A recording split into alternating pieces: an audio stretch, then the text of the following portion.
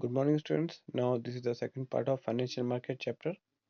Now, here we are going to learn the trading procedure of the stock exchange. So, how this trading procedure begins? तो ये trading procedure basically होता है कैसी?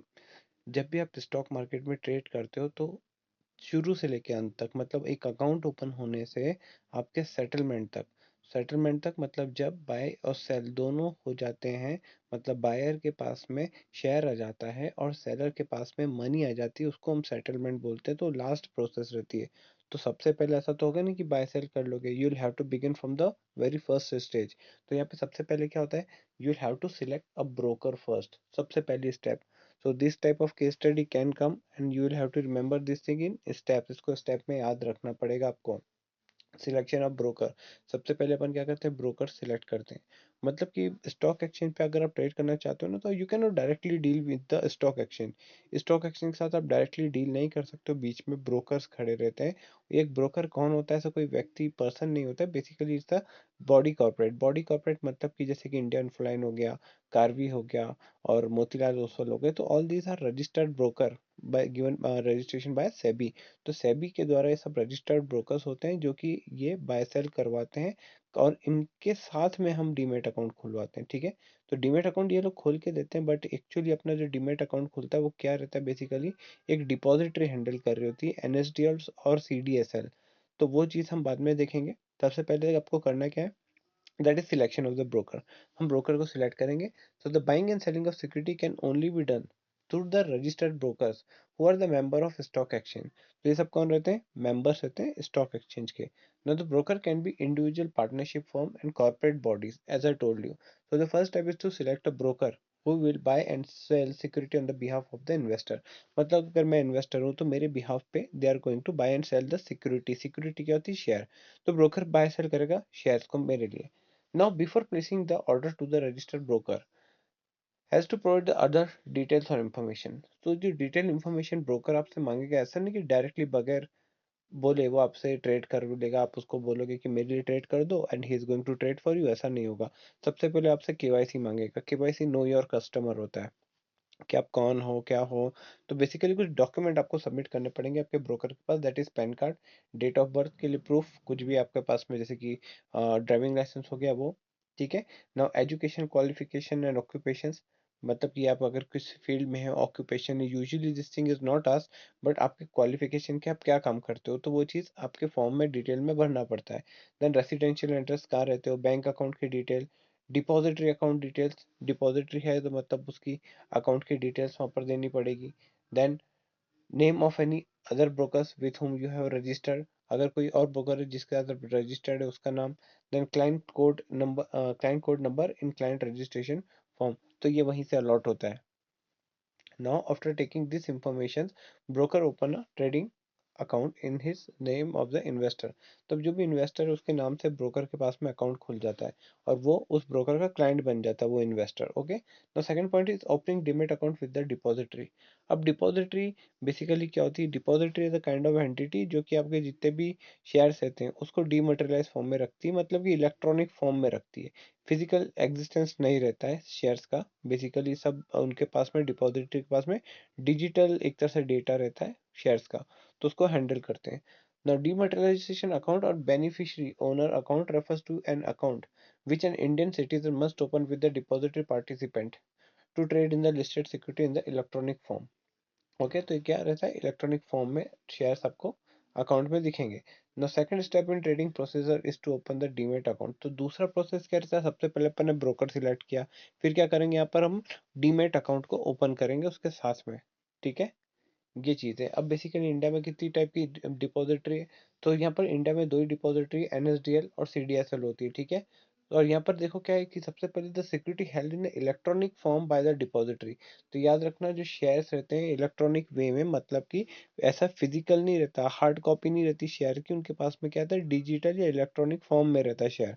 Now, depository is an institution of an organization which hold the securities like share, bond, debenture, etc. At present, India में कितनी मैंने बता रखा है, एनएसडीएल और CDSL. Okay, National Security Depository Limited and Central Depository Security Limited Services Limited. Okay, so there is no direct contact between the depository and the investor. मतलब कि अगर आप ओपन करा रहे हो तो आप तो ब्रोकर के पास में गए हो, तो यहाँ पर आपका और उसका डिपॉजिटर का कोई डायरेक्ट कॉन्टैक्ट नहीं होता है। ओके, आप मिलते ही नहीं उसको, क्योंकि ये सारा काम ब्रोकर ही करके देते हैं। Now depository interact with the investor through DPs only.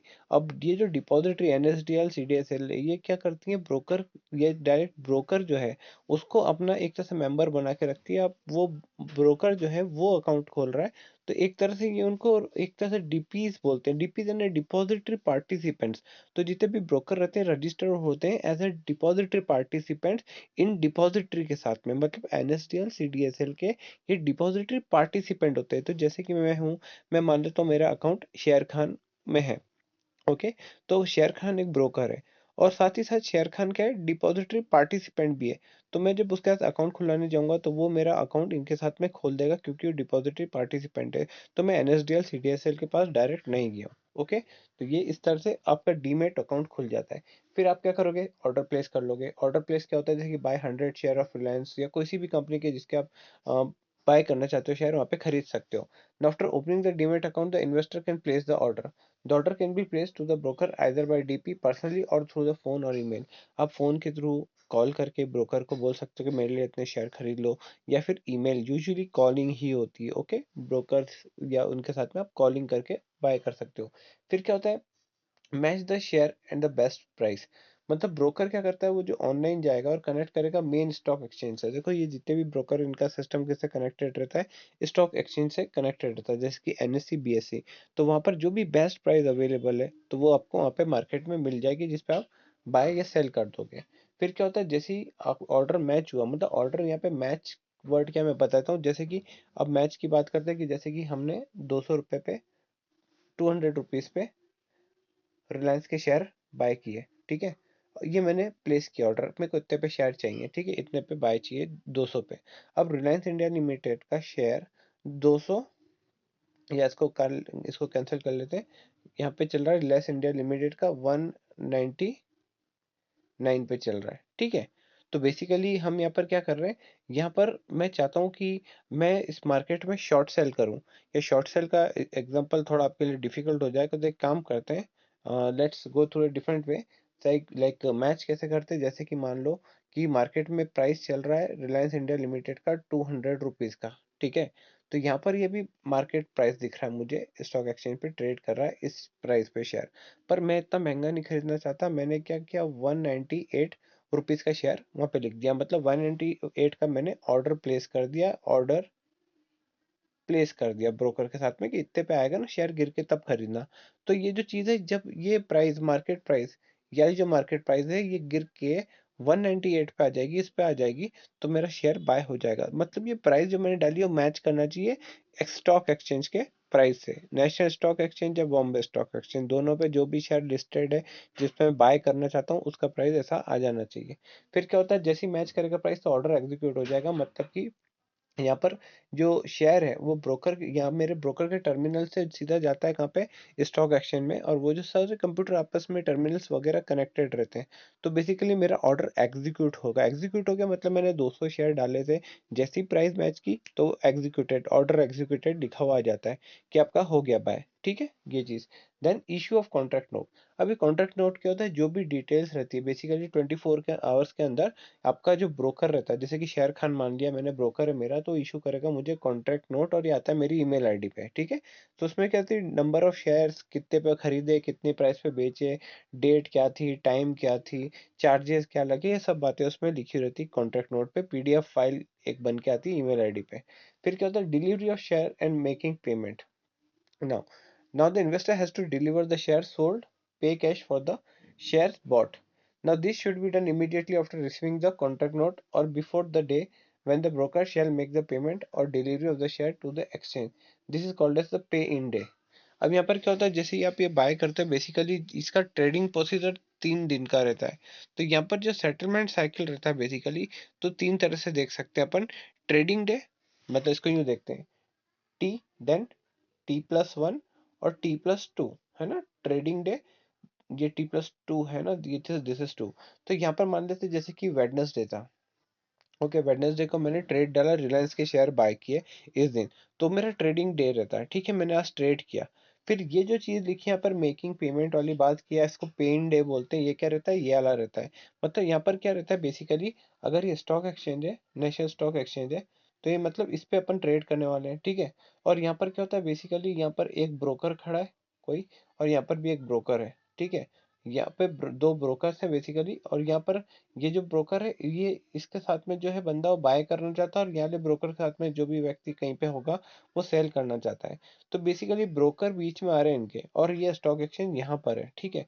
तो अब होगा क्या यहाँ पर कि पेन डे में क्या होता है कि ये जो ब्रोकर है, जैसे कि ये तो इसका जो ये बायर है, ये बायर क्या करेगा, ये तो खरीदना चाहता है, तो इसको क्या करना पड़ेगा, इसको इसके पास में शेयर आएंगे, मतलब कि इसको पैसा पे करना है।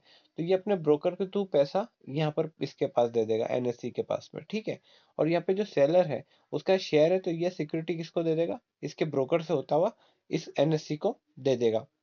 मतलब एनएससी के पास में एक तरफ से पैसा आ रहा है और एक तरफ से शेयर आ रहे हैं, इसी को बोलते हैं पे इन डे पे इन डे। मतलब कि तुम पैसा दो, एक तरफ से पैसा आया, एक तरफ से शेयर आया।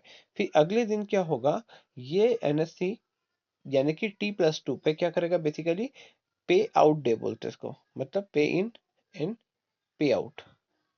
पे आउट डे क्या रहता है बेसिकली, T+2 को बोलते हैं। मतलब पे आउट मतलब कि एनएससी ने दोनों से, एक से पैसा ले लिया, एक से क्या ले लिया, शेयर ले लिए। अब अगले दिन दे विल एक्सचेंज हैंड्स, मतलब कि पैसा जो आ रहा है, जो सेलर है, मतलब कि ये जो बायर है, इसका जो पैसा एनएससी के पास में, एनएससी वो पैसा इनको दे देगा, ओके। एनएससी किसको दे देगा, पैसा इसको दे देगा, ओके। बायर के पास से सेलर जो कि शेयर बेच रहा है उसको पैसा दे देगा। और यहाँ से ये जो शेयर आए थे एनएससी के पास में, वो किसको दे देगा, इस बायर को दे देगा, उसके ब्रोकर के थ्रू। मतलब देगा वो सीधा ब्रोकर को ही, क्योंकि ब्रोकर बीच में खड़ा है स्टॉक एक्सचेंज और इन्वेस्टर के, ठीक है। तो वो ब्रोकर को देगा, ब्रोकर उस अपने क्लाइंट के अकाउंट में डाल देगा। तो इस तरह से 24 घंटे के अंदर उनको विद इन 24 आवर ये करना पड़ता है, ठीक है। तो this is the settlement cycle, okay. तो यहाँ पे पे इन डे की भी बात लिखी है। फिर यहाँ सेटलमेंट साइकिल कितने टाइम पीरियड का होता है ये आपको ध्यान रखना है, T+2 का रहता है, ठीक है। T+2, इसी को रोलिंग सेटलमेंट भी बोलते हैं। रोलिंग क्यों बोलते हैं, क्योंकि एक दिन में ही सारा पैसा लेन देन वगैरह नहीं होता, इसको 3 दिन लगते हैं एक्चुअली। ट्रेडिंग डे, ओके, जिस दिन आपने ट्रेड मारा, फिर उसका अगला दिन कौन सा हो गया, वेडने, जैसे कि हमने देखा ट्रेडिंग डे, यानी कि जिस दिन मैंने रिलायंस इंडिया का शेयर खरीदा, तो मेरा टी था, मैंने ट्रेडिंग डे, इस दिन मैंने ट्रेड किया था। फिर T+1 क्या हो, कौन सा दिन हो जाएगा, वेडनेसडे के बाद क्या आता है, थर्सडे। तो थर्सडे को क्या होता है, पे इन डे। फिर T+2 अगले दिन, इस दिन पैसा आ जाएगा मतलब मेरे पास, और एक के पास शेयर चला जाएगा, उसको बोलते हैं अपन कौन सा, फ्राइडे हो जाएगा। फ्राइडे के दिन मतलब 3 दिन लगते हैं, वेडनेसडे थर्सडे फ्राइडे, फिर ये पैसा एक के पास आ जाता है। और यहाँ पर जो पे आउट लिखा हुआ है, here the pay out is written here, pay out, okay. तो पे आउट, पे इन, याद रखना। सेटलमेंट साइकिल क्या होता है, रोलिंग सेटलमेंट वगैरह, ओके। T+2 का रहता है, ठीक है। तो सेटलमेंट साइकिल अगर क्वेश्चन आता है तो आपको याद रखना T+2 का रहता है। ये पूरा T+1 फिर T+2, ये तीनों ही चीजें सेटलमेंट साइकिल कहलाती है, ठीक है। अब क्या होता है, ब्रोकर बेसिकली क्या करता है, ब्रोकर जब ब्रोकर के पास आ जाएंगे तो ब्रोकर क्या करता है, उसके डीमेट शेयर में डाल देता है, जो भी इन्वेस्टर उसके अकाउंट में आ जाते हैं, ठीक है। तो investor has to give detail about his demat account to instruct his depository participant to take delivery of the security directly in the beneficiary account। मतलब कि जो भी बेनिफिशियरी अकाउंट है, जो भी इन्वेस्टर, उसके अकाउंट में ही जाना चाहिए वो डीमेट अकाउंट। तो उसकी जो भी डिपॉजिटरी पार्टिसिपेंट जिसके पास भी शेयर आता है बेसिकली, वो उसके थ्रू क्रेडिट कर देता है। तो वहाँ पे उसके पास में एक्चुअली डीमेट फॉर्म में रहते हैं, तो रहता वो क्लाइंट के अकाउंट में, क्योंकि क्लाइंट का डीमेट अकाउंट है, बट एक्चुअली वो डीमेट है किसके पास, वह है एनएसडीएल और सीडीएसएल के पास, तो शेयर वहाँ रहता है एक्चुअली, ठीक है। नाउ डीमेट, देखो यहाँ पर आपको एक चीज ये भी याद रखनी है कि ट्रेडिंग प्रोसीजर में डिपॉजिटरी के साथ कंफ्यूज नहीं होना है, क्योंकि तो डिपॉजिटरी क्या है बेसिकली, जैसे आप बैंक में कैश रखते हो, तो वैसे ही ऐसे ही है, जैसे कि आपने बैंक के साथ में, एसबीआई के साथ में अकाउंट ओपन किया है, तो वैसे ही एक अकाउंट आप एनएसडीएल और सीडीएसएल के साथ, यानी कि डिपॉजिटरी के साथ में ओपन करवा देता है आपका ब्रोकर उनके साथ में अकाउंट। तो जैसे आप वहाँ पे कैश रखते हो ना बैंक में, सेम वे में डिपॉजिटरी में हम हमारे शेयर रखते हैं, है ना, इलेक्ट्रॉनिक फॉर्म में, ये याद रखना। नाउ डीमटेरियलाइजेशन एंड डिपॉजिटरी, तो ये क्या चीज़ है डीमटेरियलाइजेशन। तो डीमटेरियलाइजेशन का मतलब क्या होता है, डीमटेरियलाइजेशन का मतलब ये रहता है कि आप फिजिकल सिक्योरिटी को, मतलब कि अगर शेयर मेरे पास फिजिकल उसमें है, क्वांटिटीज में। सपोज मेरे पास में कोई शेयर है जो कि कागज के रूप में है, जो कि बहुत पुराने, जैसे कि काफी पहले हमारे पेरेंट्स ने अगर शेयर खरीदे होंगे, तो बेसिकली क्या होता है कि वहां पर वो शेयर किस फॉर्म में रहते हैं, पेपर के फॉर्म में रहते हैं। तो उसको अगर अपन कन्वर्ट करना चाहते हैं इलेक्ट्रॉनिक वे में, तो डायरेक्टली नहीं होता, वहां पे आपको डीमेट अकाउंट ओपन करना पड़ता है, फिर आपका ब्रोकर के पास में फॉर्म भर के फिलअप करके उन शेयर्स को उसको देना पड़ता है। फिर प्रोसेस कंटिन्यू होती है और वो चीज उन शेयर्स को इलेक्ट्रॉनिक वे में कन्वर्ट कर देते हैं। तो ये डिपॉजिटरी के थ्रू होता है। So all the trading in the security are now done by computer terminals, since all the system are computerised, buying and selling of the security are settled through electronic book entry form. This is mainly done to eliminate the problems like theft, taking forged transfer, delay, and paperwork associated with the share certificate and debenture held in the physical form. इसका मतलब क्या होता है basically कि depository में account open करने से फायदा क्या है। देखो, सबसे पहला ये है कि आपका जो चोरी हो सकता है शेयर वो नहीं होगा। जो ट्रांसफर के डिले होते हैं उससे बच जाते हैं, क्योंकि डिपॉजिटरीज का ध्यान रखती है कि हाँ कितने दिन में ट्रांसफर हो जाने चाहिए। पेपर वर्क जो रहता है वो चलता है, मतलब पेपर की कॉस्ट नहीं लगती, क्योंकि सारा लेन देन किस में हो रहा है, इलेक्ट्रॉनिक वे में हो रहा है। मतलब कि जिस तरह से हम आप पेटीएम से पैसा मनी ट्रांसफर करते हो, तो वहाँ पे बेसिकली क्या होता है, आपका कोई भी कागज मतलब वहाँ पे लगता नहीं, फॉर्म में इंक्लूड नहीं होता है। तो इसी तरह से हमारे पैसे की कॉस्ट बचती है वहाँ पर। ओके, तो ये सबसे अच्छा फायदा रहता है डीमटेरियलाइजेशन करने का और डिपॉजिटरी के साथ में इन्वॉल्व होने का। नाउ यहाँ पर अलग से बता रखा है डिमेटेरियलाइजेशन क्या होती है। तो basically it's a process where security held by the investor in the physical form are cancelled and the investor is given electronic entry or the number that he can hold it in an electronic balance in the account. तो डिमेटेरियलाइजेशन मतलब कि electronic वे में आप उस balance को अपने demat account में hold कर सकते हो, उसी को बोलते हैं डीमेटेरियलाइजेशन। मतलब एक फिजिकल शेयर को इलेक्ट्रॉनिक वे में कन्वर्ट करके डिपॉजिटरी के पास में रख देना। कौन सी डिपॉजिटरी? एनएसडीएल सीडीएसएल, उसके पास में रख देना, इसी को बोलते हैं डीमटेरियलाइजेशन। ठीक है, तो याद याद रखना, इसी के लिए अकाउंट ओपन होता है, डीमेट अकाउंट। ओके, अब कुछ भी अगर यहाँ पे आईपीओ की बात होती है, जैसे कि आईपीओ इशू करते हैं, डिमटेरियलाइजेशन फॉर्म में ही होता है वो भी। And more than 90% turnover is settled by delivery in the dematerial. तो आज की तारीख में आईपीओ क्या होता है, बेसिकली फर्स्ट टाइम कंपनी जब मनी रेस करती है, फंड रेस करती है स्टॉक मार्केट में, तो शेयर बेचती है। तो ये सब आज की तारीख में डीमेट अकाउंट आपको ओपन करना पड़ेगा। फिर कंपनी क्या करेगी, आप वहीं से आपका ब्रोकर एंट्री कर देता है, आपकी बिड्स वहां पर चली जाती हैं, बोली लग जाती है, और शेयर जो भी आपने प्राइस डाला है उस शेयर पे अगर अलॉट होता है, कंपनी उसको अलॉट करती है आपको, तो आपको मिल जाता है और आपके अकाउंट डीमेट अकाउंट में आ जाता है वो। ओके, नाउ सेबी, सेबी का यहाँ पे क्या रोल है, basically SEBI exchange security exchange board of India, जो कि एक रेगुलेटरी बॉडी है, has made it mandatory to trade in demat form. है ना, मतलब कि अगर आपको ट्रेड करना है, सेबी ने बोल रखा कंपल्सरीली डीमेट अकाउंट खुलवाओ, नहीं तो नहीं ट्रेड कर सकते, दैट्स इट। नाउ अब यहाँ पे बेनिफिट्स अलग से दे रखे हैं। तो बेनिफिट्स क्या है डिपॉजिटरी के? तो see, holding share in demat is very convenient. ठीक है, जैसे बैंक में कैश होल्ड कर सकते हो, वैसे डीमैट में आप इलेक्ट्रॉनिक वे में अपने शेयर्स को रख सकते हो।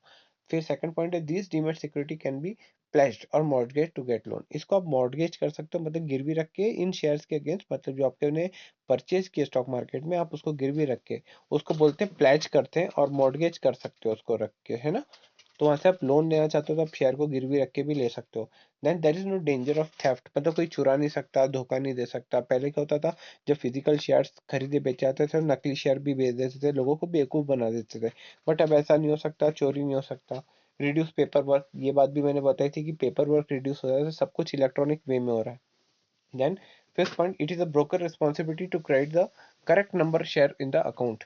मतलब कि ब्रोकर की क्या रिस्पॉन्सिबिलिटी, कि अगर आपने 100 शेयर बाय किए तो आपके अकाउंट में 100 ही शेयर डालने हैं उसको, और उसी प्राइस पे जिस पे आपने परचेज किया है, सेल किया है, तो उस तरह से वो उसको आपका मैनेज करता है account. The six point, security of different company can be held in a single demat account. अब आपका एक सिंगल डीमेट अकाउंट है, आपको जितने भी कंपनी के शेयर रखने, परचेज करके आप रख सकते हो, चाहे वो रिलायंस के हो, सी8 के हो, एमआरएफ के हो, बिरला टाटा, जितनी भी टाटा मोटर्स वगैरह जितनी भी कंपनी, आप उसके शेयर रख सकते हो।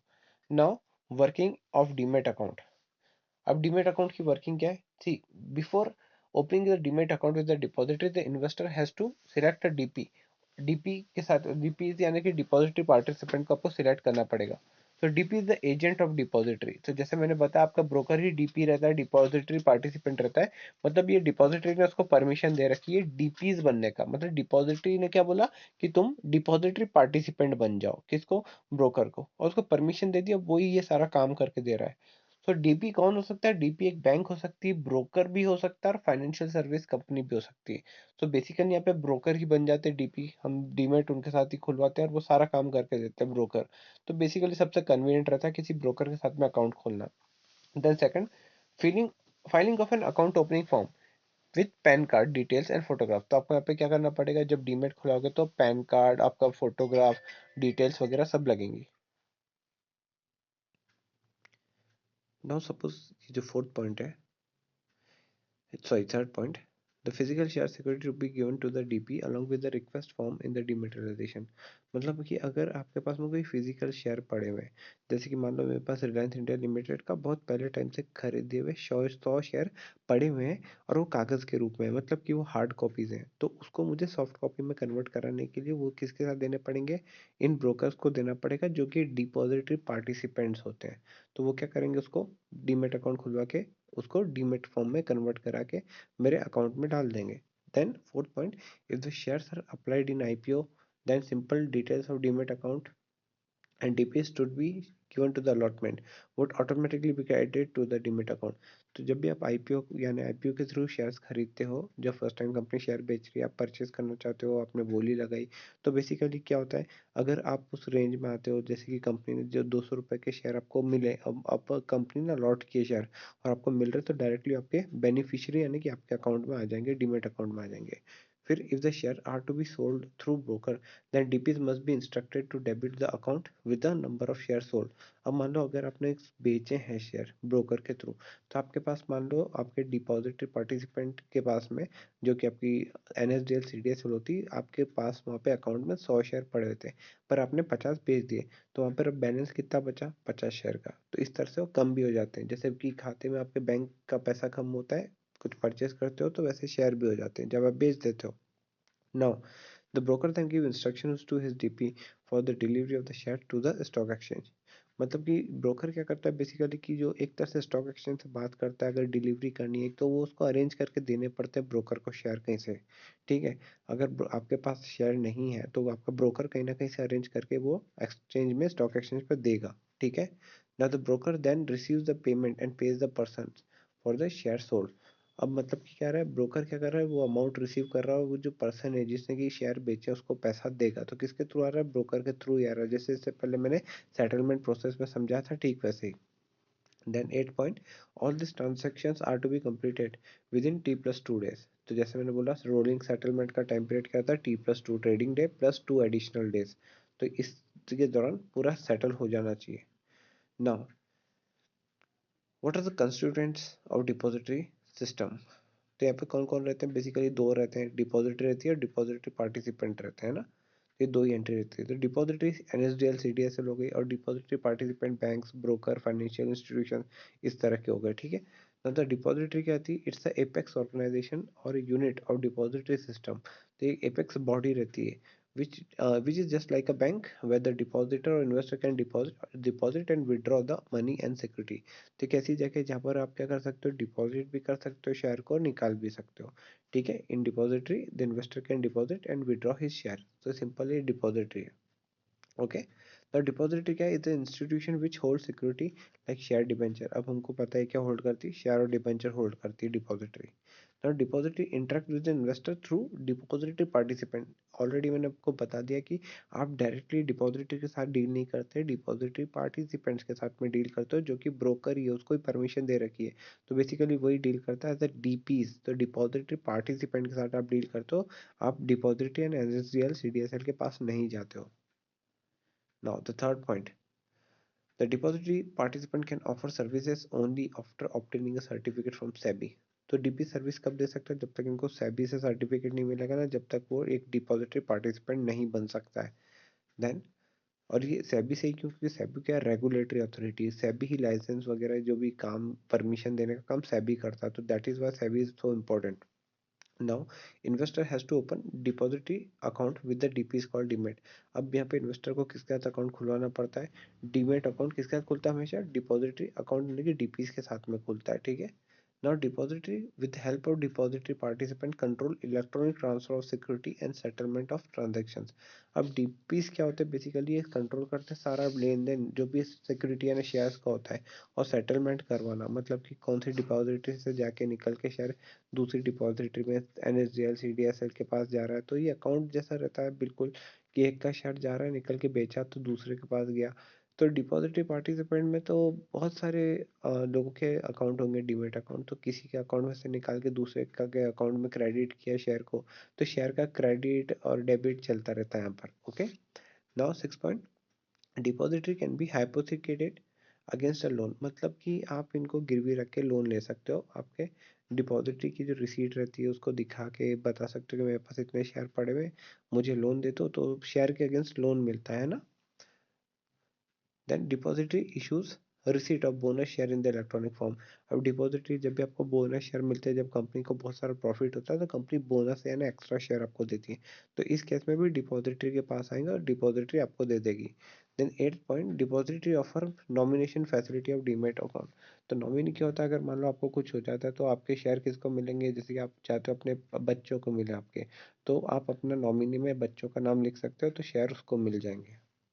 अब डिपॉजिटरी पार्टिसिपेंट क्या होते हैं, बेसिकली डिपॉजिटरी पार्टिसिपेंट बैंक होता है या फिर कोई ब्रोकर हो सकता है, जो कि एक तरह से एनएसडीएल सीटीएसएल से सेबी से परमिशन लेकर काम कर रहा होता है।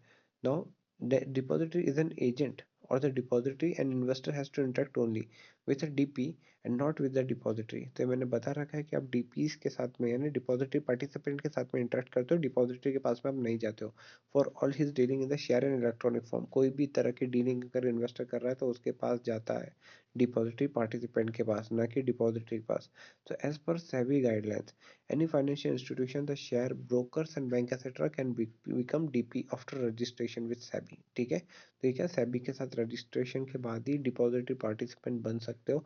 अगर आपका रिकॉर्ड क्लियर है किसी ब्रोकर का तो बन सकता है, अदरवाइज नहीं बन पाएगा।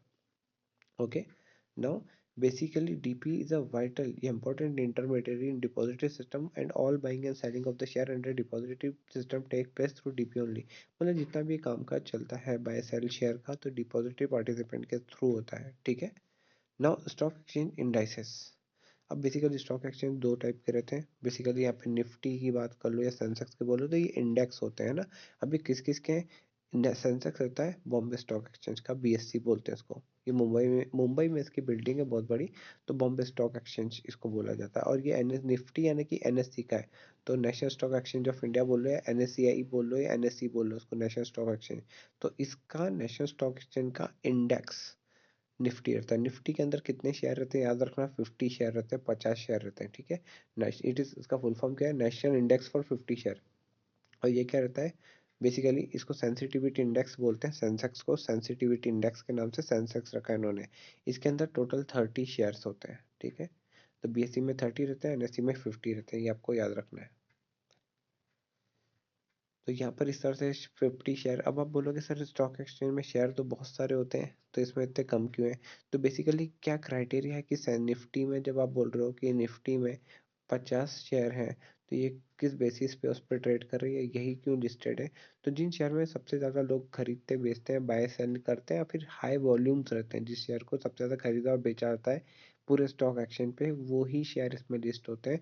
क्योंकि निफ्टी एक इंडेक्स है, और इसमें 50 शेयर का जो मूवमेंट रहता है, या तो शेयर ऊपर जाएंगे वैल्यू में बढ़ेंगे या फिर गिरेंगे, तो इसका एवरेज मूवमेंट ही निफ्टी को ऊपर या इसके जो निफ्टी के फिगर्स रहते हैं 17,000 या कुछ भी जिस पे निफ्टी ट्रेड कर रहा होता है, वो ऊपर जाएगा या नीचे जाएगा, ये शेयर का अपवर्ड और डाउनवर्ड मूवमेंट डिसाइड करता है।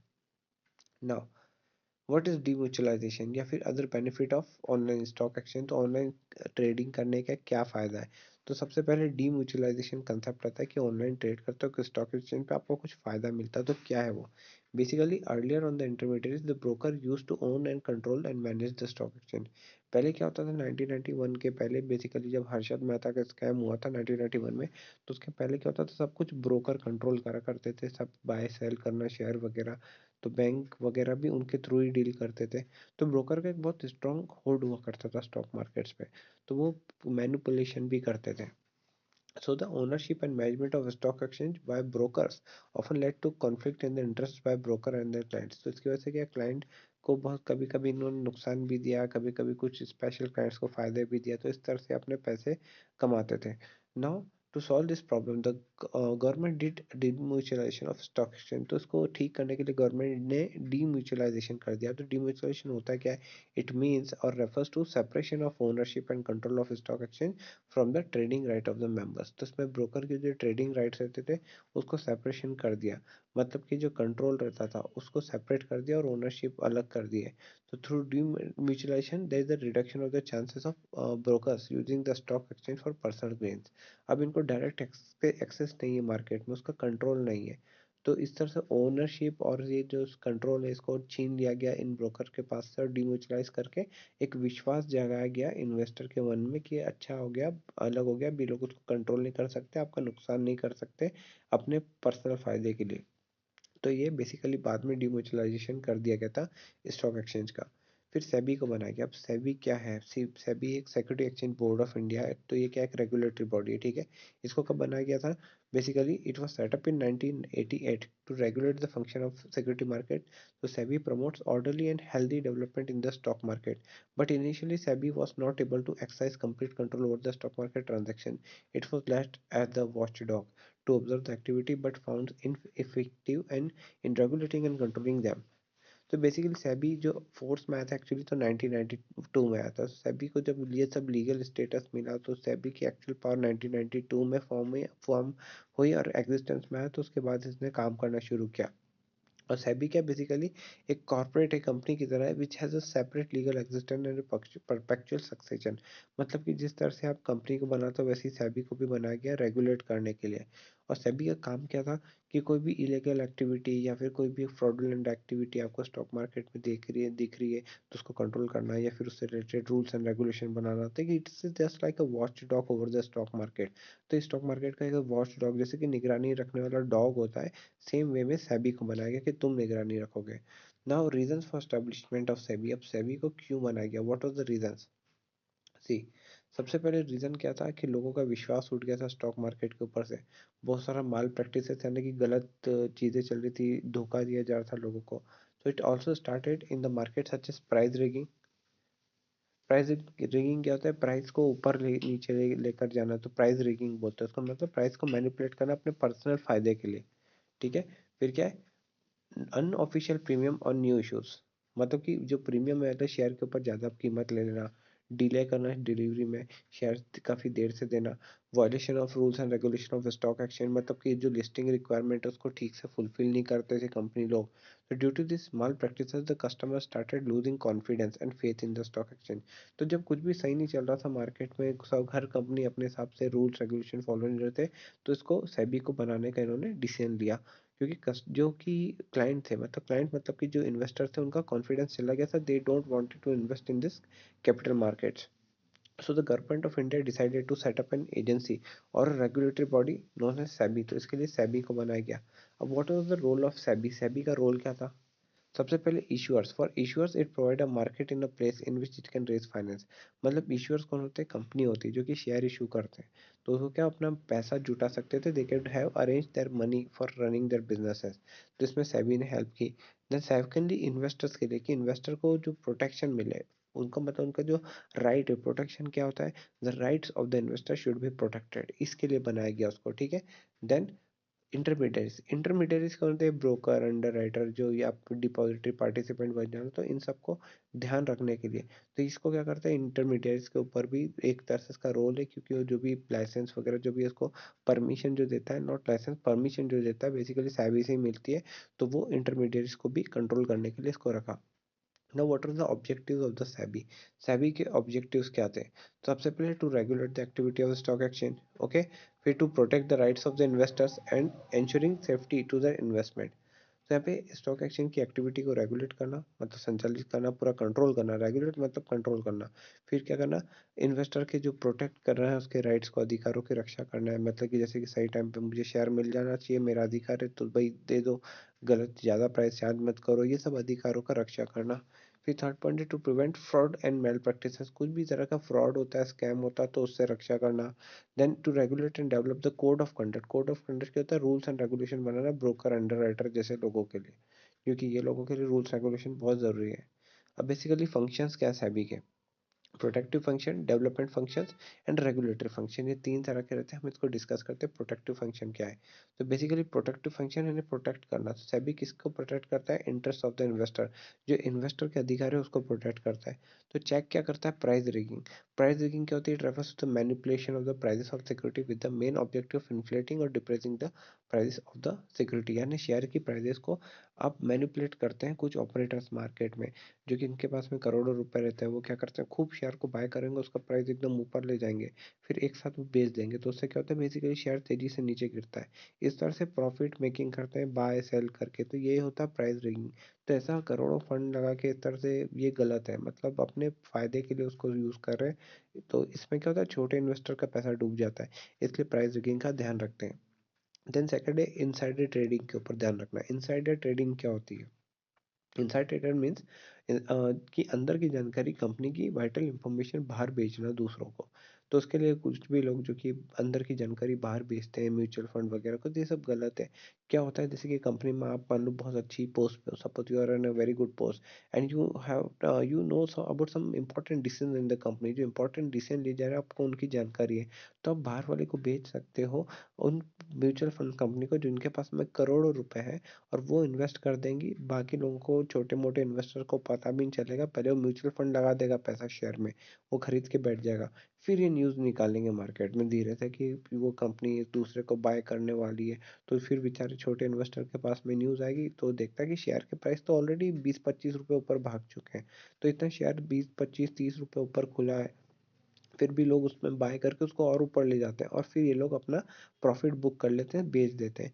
तो ये जो चीज़ें इनसाइडर ट्रेडिंग किसी को पर्सनल फ़ायदा पहुँचाने के लिए अगर करी जाती है तो ये ऐसा अलाउ नहीं है, it should be a neat game, तो ऐसा नहीं करना है। तो इस तरह की चीज़ों का भी वो ध्यान रखते हैं इनसाइडर इन्फॉर्मेशन का, है ना, इनसाइडर ट्रेडिंग इसको बोलते हैं। Now SEBI prohibit fraud and unfair trade practices, तो यहाँ पर जो भी सेल एंड परचेस होता है बेसिकली मिसलीडिंग स्टेटमेंट्स होते हैं, कंपनी झूठ बोलती है, तो इस तरह का फ्रॉड नहीं करना है, जैसे कि सत्यम ने किया था फ्रॉड सन 2008 में। So Satyam was a very good company I think, और एनएससी बीएससी के साथ साथ तो कुछ international stock exchange like USA में आपका जो न्यूयॉर्क स्टॉक एक्सचेंज है वहाँ पर भी ट्रेड होता था सत्यम शेयर, इतना ज़्यादा पॉपुलर शेयर था, और उस वक्त वहाँ पे फ्रॉड किया उसने, गलत जानकारी दी, स्टेटमेंट्स दिए, और बैलेंस शीट पे भी फेक फिगर्स थे कि 500 करोड़ है, तो क्या सब दिखता है कि वहाँ पर इस फ्रॉड उसको तो सेबी भी नहीं पकड़ पाया था। तो फ्रॉडुलेंट प्रैक्टिसेस का इसका रक्षा करना है, फ्रॉड ना हो इन्वेस्टर्स के साथ में, उसका ध्यान रखना इसका काम है। Then SEBI undertake steps to educate the investor, मतलब कि जितने भी इन्वेस्टर उनके लिए क्या बना रखा है, सेबी ने एजुकेशन फोरम बना रखा है कि एजुकेट करता है कि आपको किस तरह से बाय करना है, ब्रोकर को कैसे सिलेक्ट करना है, तो ये सारी गाइडलाइंस सेबी ने जारी जारी कर रखी है। The SEBI approves promotes fair practices and code of conduct, code of conduct बनाता है, रूल्स एंड रेगुलेशन बनाता है सेबी, ताकि सब कुछ ठीक तरह से चले। तो SEBI has issued guidelines to protect the investor of debenture holders and the company can not charge in terms in the mid term, मतलब कि जो डिबेंचर रहते हैं, जैसे कि शॉर्ट टर्म नहीं होते, लॉन्ग टर्म होते हैं डिबेंचर्स, बेसिकली अगर मान लो कोई कंपनी उसने डिबेंचर इशू किया 10% रेट ऑफ इंटरेस्ट पे, और वो 10 साल की टाइम पीरियड में आपको 10% के हिसाब से पेमेंट करने वाली है, पता चला बीच में कंपनी 5 साल बाद बोलेगी नहीं 10% नहीं, मैं तो 8% ही दूंगी, तो ये सेबी अलाउड नहीं करता, ऐसा नहीं कर सकते। आपके मिड टर्म में आप अपने रेट बढ़ा, आप कम ज़्यादा कर लो, ऐसा नहीं है। मतलब 10% बोला है 10 ईयर्स के लिए, तो आपको 10 ईयर्स तक वो फॉलो करना है 10% का, ऐसा नहीं कि आप उसको 8% 5% कम कर दोगे, ऐसा नहीं चलता। Okay, now the SEBI has empowered to investigate cases of insider trading, तो जब भी सेबी को क्या लगता है कि अगर कोई इनसाइडर ट्रेडिंग जैसा कुछ चल रहा है, कुछ भी गलत गतिविधियां चलती है स्टॉक मार्केट में, इन दैट केस सेबी उसका इन्वेस्टिगेशन करवा सकता है, और वहाँ पे जेल भी हो सकती है जो भी गिल्टी है उसको, ठीक है। तो ये चीज़ का ध्यान रखते हैं वो लोग। ओके, जैसे कि सहारा ग्रुप में हुआ था। ओके, तो वो चीज़ अलग स्टोरी होगी, बट उस आप स्टडी कर सकते हो सहारा ग्रुप के साथ में क्या हुआ था, जो आपके जो जिससे दूसरे लोग हैं विजय माल्या एंड ऑल, तो इनका भी आप स्टोरी देख सकते हैं, किंगफिशर एयरलाइंस वगैरह ये सब, तो आपको थोड़ा अच्छा नॉलेज मिलेगा। Okay, now SEBI has stopped practice of making preferential allotment of share unrelated to the market prices. मतलब कि कभी कभी क्या कंपनी प्रेफरेंशियल शेयर भी इशू करती है इन्वेस्टर्स में, अलॉट करती है, तो अगर उसमें मार्केट प्राइस कुछ बहुत गलत तरीके से ज़्यादा चार्ज कर रहे हैं तो सेबी उसको भी अलाउड नहीं करती है। द वाटर डेवलपमेंट फंक्शन मतलब कि इस मार्केट को डेवलप करना भी सेबी की ही जिम्मेदारी है। तो मार्केट को पूरी तरह से सेबी क्या करता है, प्रमोट करता है, डेवलप करता है उसकी एक्टिविटीज़ को।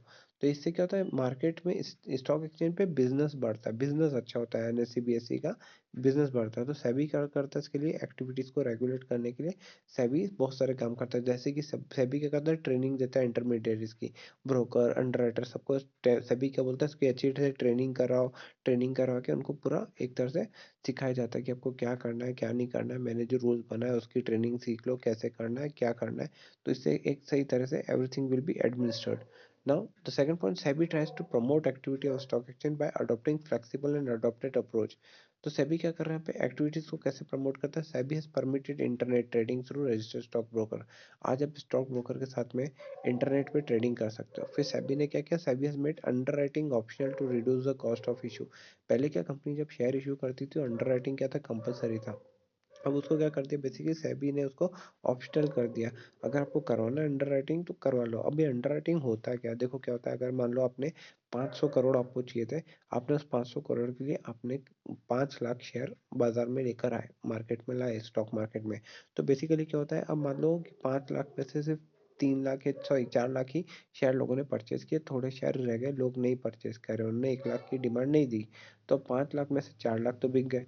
तो अब 1 लाख कौन खरीदेगा, 1 लाख खरीदेंगे ये अंडरराइटर। पर अंडरराइटर आपको क्या करेगा, चार्ज करेगा कमीशन, उसको बोलते हैं अंडरराइटिंग कमीशन। तो ये जो चीज़ है, ये क्या होती है, इसको ऑप्शनल बना दिया सेबी ने कि करवाना तो कराओ, नहीं तो कोई ज़रूरी नहीं है। तो इस तरह से उन्होंने किया, तो इससे बहुत सारी कंपनियों को फायदा हुआ। ठीक है, then issue even initial IPO बोलते हैं, इनिशियल पब्लिक ऑफर, इसको वो क्या बोलते हैं अपन, आईपीओ। और primary market is permitted through stock exchange. आजकल आईपीओ किसके थ्रू आते हैं, स्टॉक एक्सचेंज के थ्रू आ सकते हैं। तो परमिट कर दिया कि स्टॉक एक्सचेंज के थ्रू आईपीओ कर सकते हो। तो आजकल सब इलेक्ट्रॉनिक वे में कंप्यूटर पे सब आईपीओ के लिए अप्लाई कर देते हैं और फिर उनको शेयर अलॉट भी हो जाते हैं, जो कि बहुत अच्छी बात है। ये सब डेवलपमेंट किया उसने। देन रेगुलेटरी फंक्शन यानी कि रूल्स रेगुलेशन बनाना। तो सेबी यहाँ पे बेसिकली क्या करता है, बेसिकली सेबी यहाँ पे रेगुलेटरी फंक्शन बनाता है, सेबी रूल्स एंड रेगुलेशन बनाता है। Okay, and code of conduct to regulate the activities of this merchant brokers and all this intermediaries like underwriter and all. तो इनके लिए रूल्स एंड रेगुलेशन बहुत ज़रूरी है बनाना, ताकि ये लोग कंट्रोल कर पाए चीज़ों को। Now, second point here, these intermediaries have been bought under the regulatory purview and private placement has also been more restrictive। तो अभी जितनी भी इंटरमीडिएट हैं इनके ऊपर बहुत ही कड़ी निगरानी रखी जाती है। और यहाँ पे जो प्राइवेट प्लेसमेंट है, मतलब कि जब आप किसी सिलेक्टेड ग्रुप को शेयर बांटते हो तो उसके ऊपर भी रिस्ट्रिक्शन है, मतलब बहुत आसानी से नहीं दे सकते हो किसी को भी शेयर, उसके ऊपर भी निगरानी रखता है SEBI. Then SEBI register and regulate the working of stock brokers and sub-broker, share transfer agent, trustees, merchant bankers and those who are associated with the stock exchange in any manner। अब मतलब जो भी व्यक्ति इस पॉइंट के हिसाब से stock exchange के साथ में किसी भी तरह से जुड़ा हुआ है, जैसे कि ब्रोकर हो गया, ब्रोकर के अंडर ही क्या सब ब्रोकर भी काम करते हैं। ठीक है, जैसे कि आपकी जो सिटी है, जैसे कि आपके यहाँ पर हो सकता है कोई सब ब्रोकर होगा, तो सब ब्रोकर का जो रजिस्ट्रेशन नंबर रहता है वो INS से स्टार्ट होता है। और जो मेन ब्रोकर रहता है ये वाला, उसका नंबर INB से शुरू होता है। तो ये सब चीज़ें किसने डिसाइड कर रखी है, सेबी ने डिसाइड कर रखी है। स्टॉक एक्सचेंज को रन करने के लिए उसने हर किसी पे ऊपर एक तरह से कंट्रोल कर रखा है। Now SEBI registers and regulate the working of mutual fund. Mutual fund की जो रजिस्ट्रेशन होती है और रेगुलेशंस होते हैं, उसको भी सेबी कंट्रोल करता है। फिर सेबी क्या करता है, regulate take over of the company. तो जब भी कोई एक कंपनी किसी दूसरे को खरीद रही है तो उसको भी क्या करती है, सेबी ध्यान रखती है कि कहीं फोर्सफुल मैनर में तो नहीं खरीदा जा रहा है, गलत इन्फ्लुएंस तो नहीं किया जा रहा है, तो ऐसा नहीं करना है। ठीक है, तो उसका भी ध्यान रखती है। Then SEBI conducts inquiries and audit of the stock exchange. अब सेबी क्या करता है, बेसिकली स्टॉक एक्सचेंज की ऑडिट करवा सकता है। ऑडिट यानी कि जिस तरह से कंपनियों की ऑडिट होती है, इंस्पेक्शन होता है, so they can also check this audit or do the audit of this stock exchange. तो स्टॉक एक्सचेंज की भी ऑडिटिंग करता है, उसके भी अकाउंट्स चेक करते हैं। Okay, so basically this was your chapter of financial market. Thank you. If you are having any kind of doubt, you can ask me on WhatsApp.